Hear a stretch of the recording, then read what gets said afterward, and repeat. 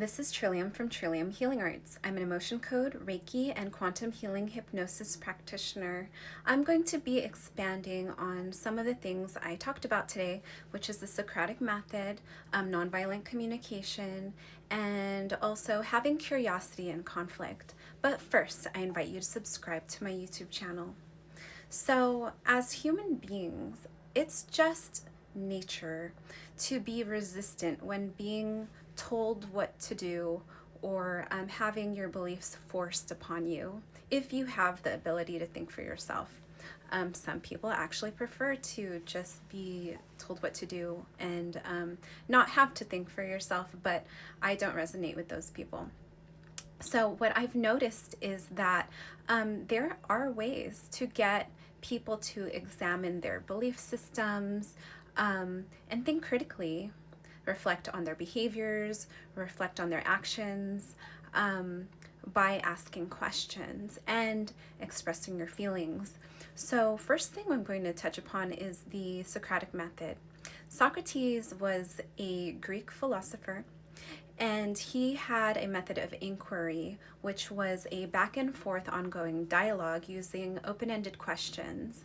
And so this was to gain deeper truths. Usually when people go into oppositional debates, even if the person knows they are wrong, they're going to dig their heels in because of pride and resist and come up with all types of ways to validate and rationalize bad behavior, which they may even admit later that they knew they were doing this because of pride. Unfortunately, as human beings tend to have huge egos.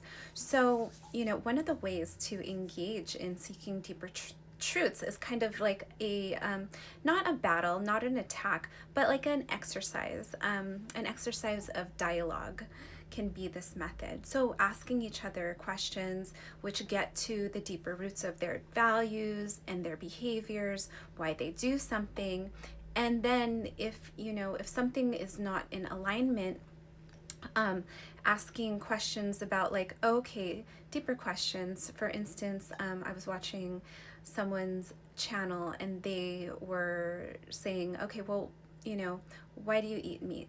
And the person said, because I need protein, by eating the animals. I'm like, where do these herbivores like rhinoceros and gorillas get their protein, which happen to be some of the biggest mammals on the planet and the strongest, most muscular? And the answer to the question is plants. Now, how are these huge mammals getting their protein? From plants. So it is very possible to get your protein from plants, as shown by some of the world record bodybuilders, being some of the biggest, strongest humans in history, eating a solely plant-based diet. So anyway, another thing I want to touch upon is that there's something called nonviolent communication. A lot of people's hurt feelings, anger, resentment, hostility stems from unmet needs. So it's very important to identify what your needs are, which can be very challenging. And I had to go through a process of learning how to identify my needs, because when I was a child, I felt like my needs were invalidated. And so when your needs are invalidated, you may not even be aware of your needs. You may put other people's needs ahead of you. You may not even feel like you're worthy of having your needs met. So working through all of these things is super important. And I'm going to be touching upon that in my ebook. But there's 4 different parts to nonviolent communication, which is observation without making a judgment or an attack, to expressing your feelings, how this action, affected you, how it made you feel, without making them statements. You can't be placing the blame. You have to take responsibility and ownership for your feelings. And then identifying your needs. Why did that thing hurt you? You have a need for someone that says what they're going to do, or responsible or accountable, any of those things. And then making a direct request for having your need met. And you have to know, sometimes people are not going to want to meet your needs. Sometimes they're unable to meet your needs. Sometimes you need to meet your need yourself. And that is okay. And learning to be okay with the potential of that, which can be scary because it's scared to have your needs rejected if you take that personally. But not taking that personally is key, and just learning that this is just communication. But you have to put yourself out there in order to get your needs met. So let's do a little role play. Someone broke a promise. Okay, they said they were going to do a thing and they didn't do a thing. So I would say, hey, I noticed you didn't do the thing that you said you were going to do.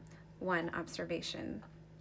Two, this made me feel really let down and disappointed and sad feeling. Three, I have a need for somebody that follows through with what they're going to say. It's very important that someone shows up for me. And then three, in the future, I just ask, would you please give me notice, communicate better, or follow through? And then you can give them, and I don't like to use this word ultimatum, but if you're not able to do this for me, then I'm going to have to withdraw potentially from the relationship, or just your energy in general, which people usually don't want to hurt you or make you feel bad. So if they care about you, they're going to want to help you meet your need. But like I said, once again, people can't always meet your needs. It's very important to meet your needs yourself and to learn how to do that. So we've reviewed the Socratic Method, nonviolent communication, and now I'm going to go into curiosity in conflict. So this one has been especially interesting, challenging, and beautiful for me. What I've noticed is usually when people meet you with negativity, there is some deep core wound, some pain, some festering pain that has not been addressed, whether it's with you or completely unrelated to you, whether it's triggering something in them from usually their caretakers or something they experienced before. So hypothetically, someone is having a grouchy day and they're just being really, really crabby. You could instead think like, geez, this person's like really an asshole. I'm going to go away from them. I'm going to avoid them. You could approach with curiosity, which is like, oh, you seem to be upset. Is there something going on? Like not taking their behavior personally, but in seeing it actually could potentially be a cry for help, and using inquiry to go deeper. And it could be like, oh yeah, my dog just died, or I just got cheated on, or this is the death anniversary of blah, blah, blah. And then this can happen with jealousy. I wasn't even aware to jealousy. I had cleared so many emotions and being blocked off that my perception of myself was like, why would anyone even be jealous of me? Or not knowing, and even going deeper, investigating my own feelings of jealousy, it all stemmed from early wounding. And this early wounding, whether it's like your self-worth or being triggered of being picked on or something like that, can affect you in your feelings, triggering you towards your feelings and behaviors towards other people. So whenever someone has jealousy towards me, or I'm feeling something like that rise in my body, I use it as an invitation to dig deeper into what that core wound is, which is triggering me, and using my method to clear it. So when anyone acts a certain way towards you, I just want to say it's super important not to take it personally. Just know it's probably something deep within them, whether they're unhappy with themselves, whether it's bringing up some sort of pain from the past, unresolved issue, and that can really help you look at someone with compassion and love. And that has been really helpful in just helping remind me to stay heart-centered and be in Christ consciousness, and approach situations with love and compassion, and the willingness to investigate and learn deeper and understand someone rather than be in opposition with them. If you stayed this long, thank you so much. I invite you to subscribe to my YouTube channel. Sending you all love and light. I really appreciate every single one of you so much, and it's been so heartwarming to me to get encouragement, because I'm just starting and I don't really know what I'm doing yet, but I have the desire to help. So you telling me that if any of my posts have helped you, or giving me encouragement about my content, that like really I appreciate that, and I love that, and I just thank you so much from the bottom of my heart. All right, hope you have a blessed day. Bye.